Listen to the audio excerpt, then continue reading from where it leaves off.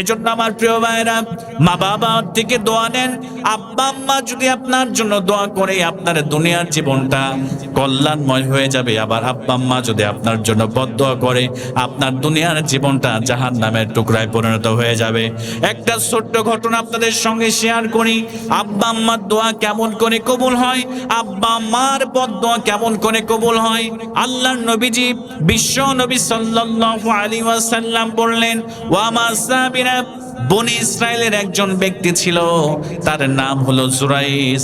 সে একজন আবেদ ব্যক্তি ছিল, সারাদিন রোজা রাখতো, নামাজ পড়তো, ভালো ভালো কাজ করতো। এই জুরাইস একদিন নামাজের মধ্যে দাঁড়িয়েছে। ভালো করে শুনেন, মায়ের দোয়া, মায়ের বদদোয়া কেমন করে কবুল হয়ে যায়। এই জুরাইস একদিন নামাজের মধ্যে তিনি দাঁড়িয়েছেন, নামাজের মধ্যে দাঁড়িয়ে নামাজ আদায় করছে তার ইবাদত গৃহের মধ্যে। এমন সময় মাকে জুরাইসকে ডাক দিয়ে বলল, ইয়া জুরাইস। মাকে জুরাইসকে ডাক দিল। এবার জুরাইস চিন্তা করলো, ক্বালা আল্লাহুম্মা উম্মি ওয়া সালাতি। আল্লাহর কাছে তিনি বললেন, আল্লাহ তাআলা, আমার মা আমাকে ডাকছে, আবার আমি নামাজের মধ্যে দাঁড়িয়েছি। আমার মা একদিকে আমাকে ডাকে, আমি আবার নামাজের মধ্যে দাঁড়িয়েছি। আমি আমার মায়ের ডাকে সাড়া দিব নাকি আমি নামাজটা কন্টিনিউ করব?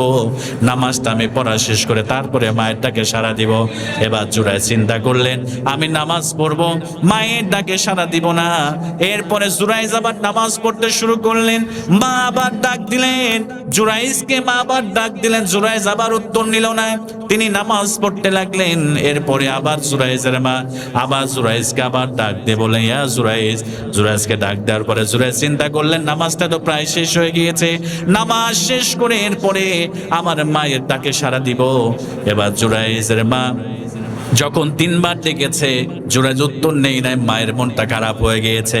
এবার মা জুরাইসের ব্যাপারে আল্লাহর কাছে বদদোয়া করে ফেললেন। রাগান্বিত অবস্থায় জুরাইসের জন্য বদদোয়া করে ফেললেন, আল্লাহুম্মা লা ইয়ামুতু জুরাইস হাত্তা ইয়ানজুরা ফি ওয়াজহিল মায়ামিস।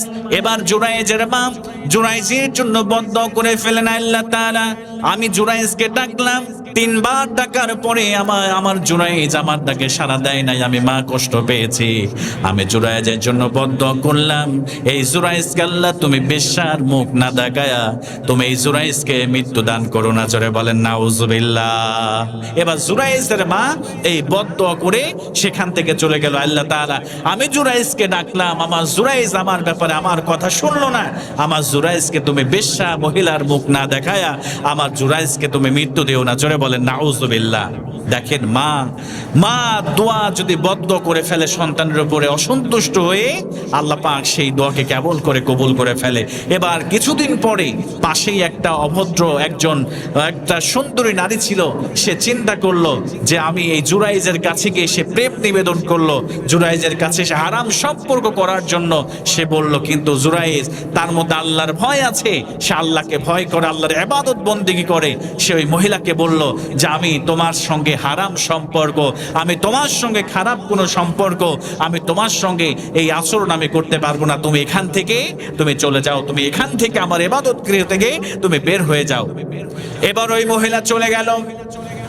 যাওয়ার পরে এবার তিনি চিন্তা করলেন, জুরাইস, তুমি আমারে অপমান করেছো, আমি তোমাকে দুনিয়ার মধ্যে সবার সামনে আমি তোমাকে লাঞ্ছিত করব, আমি তোমাকে অপমানিত করব। এবার ওই মহিলা, পাশেই একটা রাখাল থাকতো, এই রাখালের কাছে চলে গেলেন। যাওয়ার পরে রাখালকে ডাক দিয়ে বললেন, রাখাল, তুমি আমার সঙ্গে দৈহিক সম্পর্কে তুমি লিপ্ত হয়ে যাও, আমি তোমার সঙ্গে দৈহিক সম্পর্কে লিপ্ত হতে চাই। এবার ওই মহিলা রাখালের সঙ্গে জিনা করলেন, ব্যভিচার করলেন। ব্যভিচার করার পরে সে গর্ভবতী হয়ে গেল হারাম সম্পর্ক করার কারণে। তার সন্তান পেটের মধ্যে সন্তান ধারণ হয়ে গেল। এবার যখন সন্তান প্রসব হয়ে গেল, এবার রাজার কাছে গিয়ে কমপ্লেন করলো মহিলা। রাজার কাছে গিয়ে বলল, ওই জুরাইস আমার সঙ্গে দৈহিক সম্পর্ক করেছে, অবৈধ সম্পর্ক করার কারণে ওই জুরাইসের সন্তান আমার পেটে থেকে প্রসব হয়েছে। এটা হলো অন্য কারো সন্তান নয়, এটা হলো জুরাইসের সন্তান। জোরে বলেন নাউজুবিল্লাহ।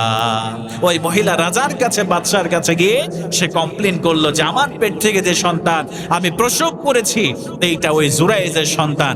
এবার রাজা তার লোক সংখ্যাকে সৈন্যদলকে পাঠিয়ে পাঠিয়ে দিল, যাও জুরাইজ এত ভালো একজন মানুষ আমরা জানতাম, কিন্তু তলে তলে যে জুরাইজের এই অবস্থা এইটা তো আমরা জানতাম না, যাও তার ইবাদত গৃহকে ভেঙে দাও এবং জুরাইজকে ধরে আমার কাছে তোমরা নিয়ে আসো। জোরে বলেন নাউজুবিল্লাহ। এবার বাদশার সৈন্যগুলো গিয়ে জুরাইজের ইবাদত গৃহকে ভেঙে ফেললো এবং জুরাইজকে ধরে এবার তিনি রাজার কাছে তিনাকে নিয়ে আসা হলো। নিয়ে আসার পরে এবার জুরাইজকে ডাক দিয়ে বলছে, হে জুরাইজ, এই মহিলা তোমার ব্যাপারে কমপ্লেন করেছে, তোমার ব্যাপারে অভিযোগ করেছে, তুমি নাকি তার সঙ্গে জেনায় লিপ্ত হয়েছো, আর এই যে পেটের সন্তান, এই সন্তানটা নাকি তোমার, তুমি এই ব্যাপারে তোমার মন্তব্য কি? এবার জুরাইজ মুসকে মুসকে হাসতে শুরু করলেন, মুসকে মুসকে হাসতে শুরু করলেন। রাজা মশাইকে বললেন, বাদশাকে বললেন, আমাকে একটু 2 রাকাত নামাজের ব্যাপারে, নামাজ পড়ার জন্য আমাকে একটু অনুমতি দেন। এবার বাদশা তাকে 2 রাকাত নামাজ পড়ার জন্য অনুমতি দেওয়া হলো। এবার জুরাইজ নামাজ শেষ করলেন। নামাজ শেষ করার পরে এবার ওই ছোট্ট মাসুম বাচ্চার দিকে এবার জুরাইজ আঙ্গুলটা তুলে এবার তিনি তার আঙ্গুলটা তুলে ছোট্ট বাচ্চাকে জিজ্ঞেস করলেন, মান আবু, ও ছোট্ট বাচ্চা তুমি বলো তোমার বাবাকে। এবার সবাই আশ্চর্য হয়ে গেলেন। বাদশার দরবারে যত মানুষ ছিল, যত সৈন্য ছিল, এবার ছোট্ট শিশুটা কথা বলতে শুরু করলেন। এবার ওই ছোট্ট শিশুকে যখন প্রশ্ন করা হলো, মান আবুকা, তোমার বাবার নাম কি? জুরাইজ যখন বললেন তোমার বাবার নাম কি, এবার ওই দুধের শিশু ছোট্ট বাচ্চাটা এবার উত্তর দিতে শুরু করলেন, ক্বালা রাঈল গনাম, আমার বাবা হলো ওই রাখাল, আমার বাবা হলো ওই রাখাল। জোরে বলেন আল্লাহু আকবার। এবার সবাই মিলে মহিলাকে অভিযুক্ত প্রমাণিত হয়ে গেল। এবার মহিলা দোষী প্রমাণিত হয়ে গেল, জুরাইজ এবার নির্দোষ প্রমাণ হয়ে গেল। সবাই আশ্চর্য হয়ে গেল। এবার বাদশা বলল, সব কিছু ঠিক আছে, সব কিছু বুঝতে পারলাম, কিন্তু জুরাইজ যখন ওই মহিলা তোমার ব্যাপারে জেনার অভিযোগ নিয়ে এসেছে, এই যার সন্তান তোমার বলে আখ্যায়িত করেছে, কিন্তু তখন তুমি মুসকে মুসকে এসেছিলা, এর কারণ কি আমরা জানতে চাই, তুমি আমাদেরকে বলো। এবার জুরাইজ বললেন, ও বাদশা শুনে নেন, আমি এজন্যই মুসকে মুসকে আসলাম। একদিন আমি নামাজের মধ্যে দাঁড়িয়েছি, নামাজরত অবস্থায় আমার মা আমাকে 3 বার করে ডেকেছে, আমি নামাজের জন্য মায়ের ডাকে সাড়া দিতে পারি নাই, এজন্য আমার মা রাগান্বিত হয়েছে, রাগান্বিত হয়ে আমার জন্য বদদোয়া করেছে, জুরাইজ আমার ডাকে সাড়া দিলি না, আমি আল্লাহর কাছে বদদোয়া করলাম, তোকে যেন আল্লাহ বেশ্যা নারীর মুখ না দেখায়া এই দুনিয়া থেকে তোকে যেন বিদায় না করে দেয়। আমার ওই কথাটা মনে পড়ে আমি মুসকে মুসকে এসেছি। আমি এটাই চিন্তা করেছি, মায়ের দোয়া আল্লাহ যেমন কবুল করে, মায়ের বদদোয়া আল্লাহ ঠিক তেমনই কবুল করে। জোরে বলেন আল্লাহু আকবার। এবার বাদশা সমস্ত সৈন্যদেরকে বললেন, সৈন্যরা যাও, জুরাইজ সঙ্গে আমরা জুলুম করে ফেলেছি, জুরাইজকে আমরা কষ্ট দিয়ে ফেলেছি, যাও তার ঘরটা স্বর্ণ দিয়ে তোমরা নির্মাণ করে দাও।